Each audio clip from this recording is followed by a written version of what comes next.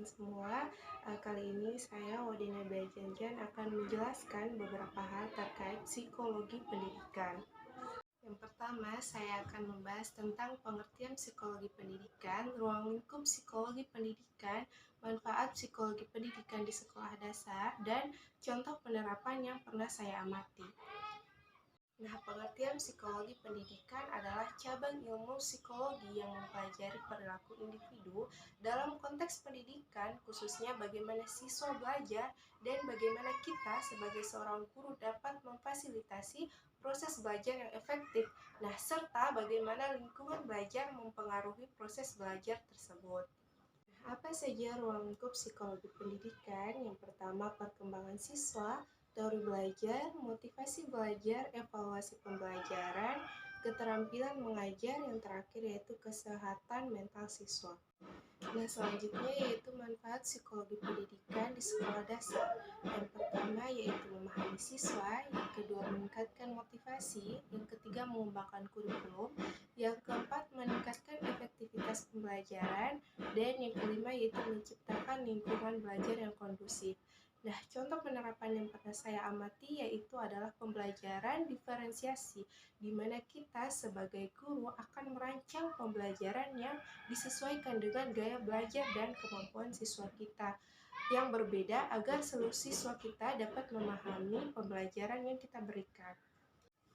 Nah, kedua adalah bagaimana perbedaan utama antara teori perkembangan kognitif Piaget dan Vygotsky. Nah, yang pertama yaitu fokus Piaget. Nah, Piaget ini berfokus pada perkembangan kognitif yang terjadi melalui tahapan yang universal dan berurutan: sensori motor, praoperasional, operasional konkret, dan operasional formal. Nah, sedangkan perkembangan teori Vygotsky ini lebih dipengaruhi oleh interaksi sosial dan budaya, termasuk bahasa dan alat-alat budaya. Nah, bagaimana implikasi dalam pendidikan di sekolah dasar? Nah, teori yang pertama, teori Piaget, yaitu dengan penyediaan materi yang sesuai dengan tahapan siswa kita. Nah, guru perlu menyesuaikan materi pelajaran sesuai tahapan anak SD agar mereka itu dapat memahami pembelajaran yang kita berikan. Itu teori Vygotsky. Cara implikasinya yaitu dengan pendekatan scaffolding, di mana kita sebagai guru akan memberikan bantuan kepada siswa kita di ZPD mereka. Nah, bantuan ini kemudian dikurangkan secara bertahap untuk kedepannya. Nah, yang ketiga yaitu berkaitan dengan teori perkembangan psikososial Erikson. Nah, di mana teori ini menyatakan bahwa anak usia sekolah dasar sekitar usia 6-11 tahun berada pada tahap industri atau kompetensi vs inferioritas. Nah, pada tahap ini anak mulai mengembangkan rasa kompetensi dan produktivitas melalui pencapaian keterampilan dan pengetahuan baru.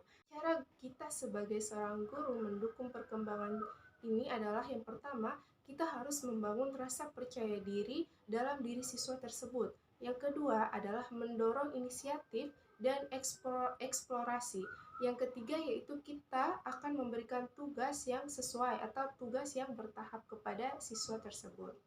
Di sini selanjutnya saya akan menjelaskan yang keempat, yaitu berkaitan dengan tahapan perkembangan menurut Lawrence Kohlberg. Nah, terdapat 3 tingkatan utama dalam teori perkembangan moral Lawrence Kohlberg ini, dan setiap tingkatan dibagi menjadi 2 tahap, sehingga total ada 6 tahap perkembangan moral. Nah, yang pertama yaitu tingkat ke-1, yaitu prakonvensional, terbagi menjadi 2. Tahap 1 orientasi kepatuhan dan hukuman, tahap 2 orientasi individualisme dan pertukaran.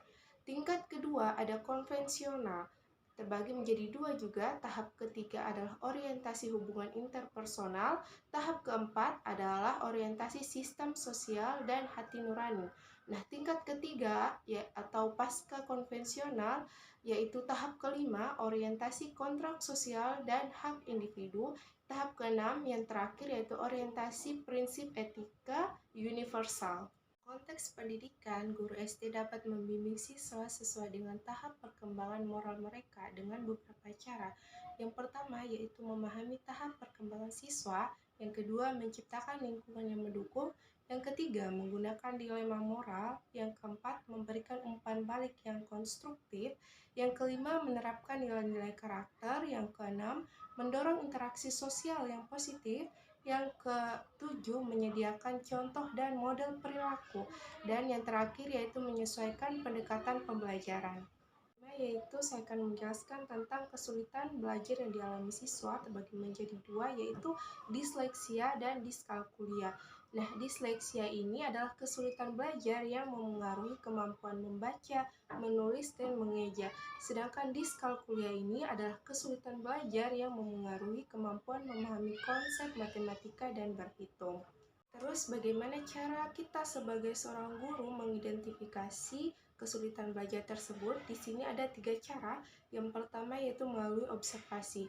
Guru dapat mengamati perilaku siswa di kelas seperti kesulitan membaca, menulis, atau mengerjakan soal matematika.